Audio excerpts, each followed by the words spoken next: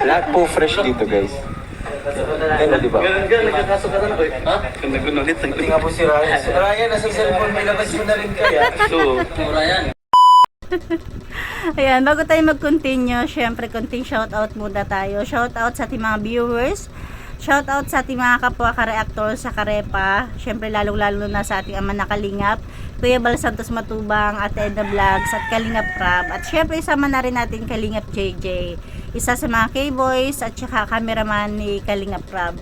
Bale ito nga, kaya ako natatawa kasi promise, wala talaga ako naintindihan dito sa bidyong habang binibidyo kasi ni Kalingap JJ si Kalingap Edo mga K-boys, ang ingay nila. Kaya ko lang naman gusto i-share sa inyo to kasi talaga namang gusto nating kasi nakaka-proud si Kalingap Edo dahil hindi talaga siya madamot, 'di ba? Hindi siya yung tipong choosy kung sino lang gusto niyang ipa-vlog sa kanya. Kahit sino okay lang, 'di ba? Kaya parang nasa press con ang ating Edo, halos lahat nakatutok sa kanya yung camera. Kaya kahit nga si Ryan na talagang bagong-bago sa K-Boys, talagang nailabas din yung cellphone niyang, hindi ko alam kung yun na yung bago niyang cellphone na binili sa kanya ni Kalingap Rab. Kaya thank you kay Kalingap JJ. Kaya ayan, panoorin natin. Guys, sila po sa inyo mga Kalingap. So for today's vlog, papakita po natin kung ano po bang event kapag naghihintay po kami. Ganito po ang kaganapan kapag naghihintay kami dito sa coffee shop, guys. Nakakatawa kasi ganito pala talaga sila, ang cute po nila. Para silang magkapatid, yung sobrang close. Tingnan nyo. Ayun po yan. Ayun po yung mga ginagawa po. Ang pogi talaga ni Yung po mga ginagawa nilagay.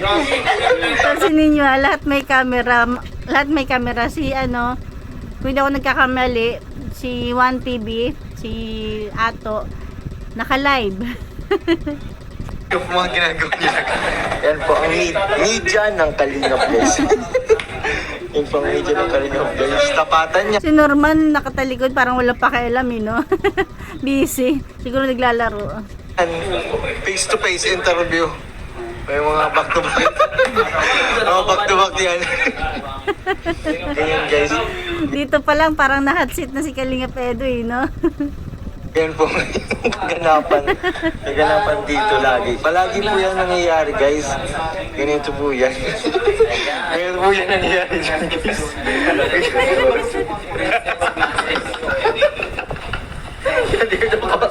Kaya pala minsan, kapag nanonood ako ng interview kay Edo, maingay ang paligid. Kasi ganyan pala yung style nila. Lahat naka-video. Tapos ang ingay nila. Kung pangyayari dyan, guys, ayan. Ganyan po mangyayari dyan, guys. Pati si Kuya Eddie, napapaisip ko ano ba talaga to. Ganyan pangyayari. Si Ryan wala pa yung camera dyan. Hindi pa naglalabas, pangiti-ngiti lang. Oh. Ganyan po. Diba? Naintindihan nyo ba yung diba parang nag-i-interview sa oras na yan is si Kalingap Tata. Gusto ko man pakinggan yung sinasabi ni Edo. Hindi ko talaga maintindihan. Guys, ang pangyayari dyan. Ganyan na ganyan po. O, diba? Ganyan na ganyan po ang pangyayari dyan. Kaya kung gusto nyo rin maintindihan to, punta tayo sa channel ni Kalingap Tata. Pero ito kasi yung kay Kalingap JJ is parang share niya na talagang ito yung kaganapan habang naghihintay sila. Presscon. Ganyan na ganyan po. Ayan po, di ba? Ang cute po nila. Ayan po. Marami po yan. Ayan po. Ang pogi talaga Ang cute po nila, di ba? Di ba naka-live si Naka-live si 1TV. Wala na. Si Renzi.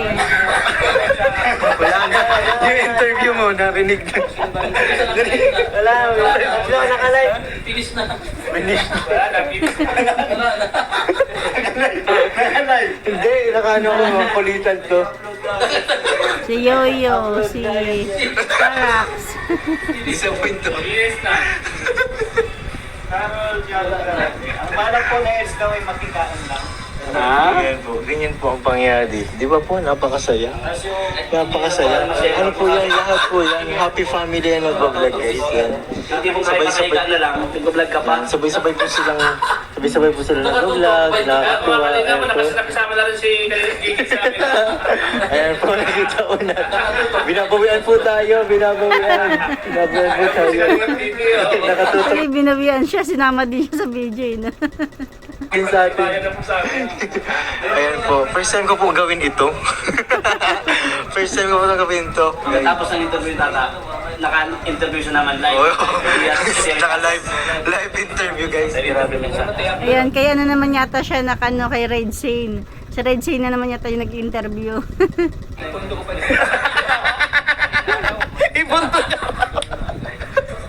Ayan na si Ryan, naglalabas-labas na ng cellphone. Kasi may problema paano na. Paano na to?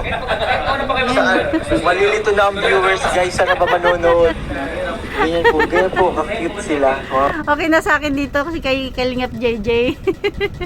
Lahat na sila pinakita. Kung gusto lang natin malaman kung ano yung mga tinanong, ayan, kay Tata, tapos kay Red Sane. Kuya natin. Paano na? Iba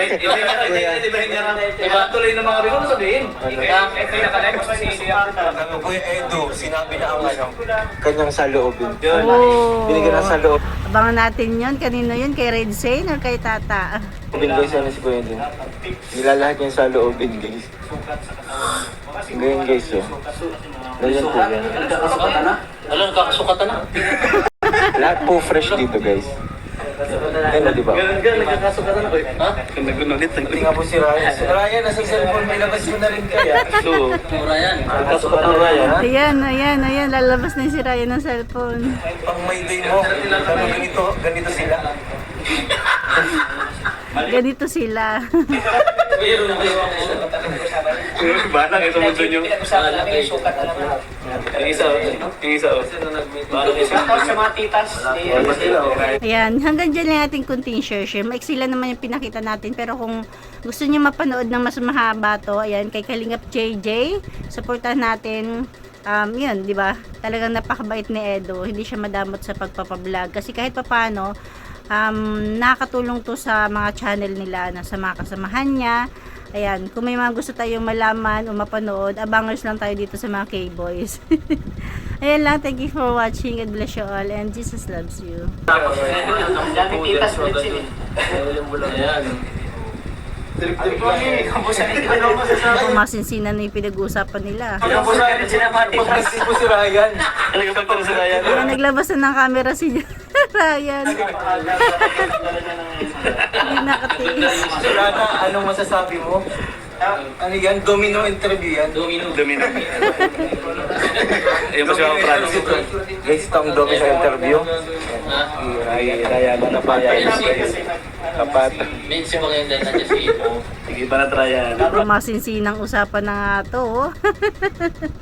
Ayan, punta tayo kay lahat ng K-Boys puntahan natin at supportahan. Again, thank you for watching.